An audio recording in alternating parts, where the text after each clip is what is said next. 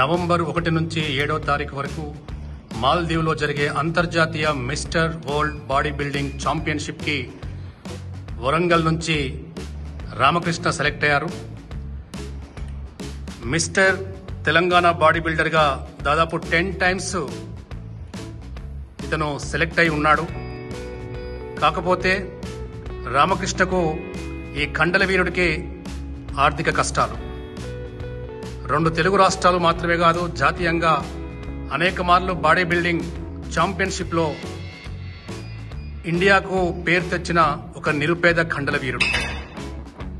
జై స్వరాజ్య world TV exclusive coverage లో భాగంగా మనవంతు ప్రయత్నంగా తెలంగాణ రాష్ట్ర ప్రభుత్వం దృష్టికి తీసుకువెళ్లే ప్రయత్నంలో ఈరోజు బాడీ బిల్డర్ రామకృష్ణపై ఎక్స్క్లూజివ్ కవరేజ్ చేయబోతూ ఉన్నాం.